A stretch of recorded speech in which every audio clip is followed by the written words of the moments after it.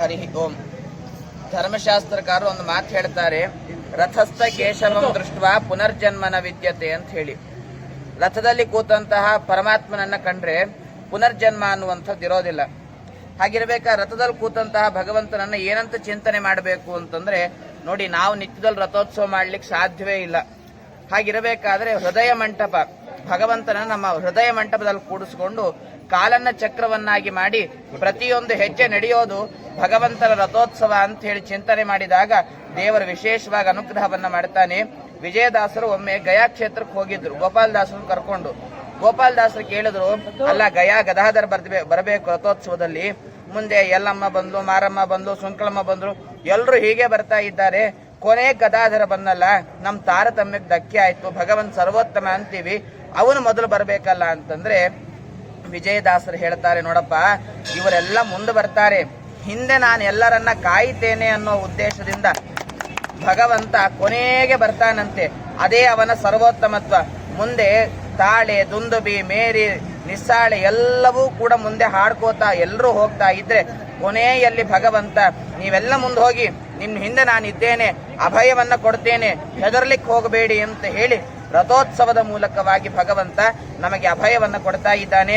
ಇಂದು ಅಲ್ಲಿ ಒಳಗೆ ಕೂತವರು ಮುಖ್ಯ ಪ್ರಾಣದೇವರು ಇರಬಹುದು, ನಿಜವಾದ ಪ್ರತೀಕ ಪ್ರತಿಮೆ ಯಾರು ಅಂತಂದ್ರೆ ಪ್ರಾಣದೇವರು.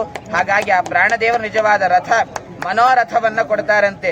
ಮನಸ್ಸಿನ ಅಭೀಷ್ಟ ಏನಿದ್ರೂ ಕೂಡ ಇಲ್ಲಿ ಪ್ರಾರ್ಥನೆ ಮಾಡಿ ಮುಖ್ಯ ಪ್ರಾಣದೇವರ ದ್ವಾರ ಶ್ರೀರಾಮಚಂದ್ರ ಪ್ರಭು ತಾನು ನೆರವೇರಿಸ್ತಾನೆ.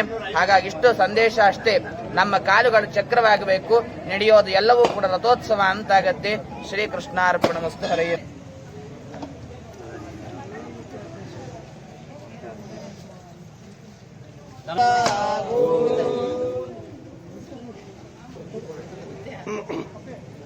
ಶಕ್ತಿ ನಮಗ ಕೊಡು, ಪ್ರಜೆಗಳಿಗೆ ನಿಯೋಗಿಸ್ಬೇಕು, ರಾಜ ಬರ್ರಿ ಬರ್ರಿ.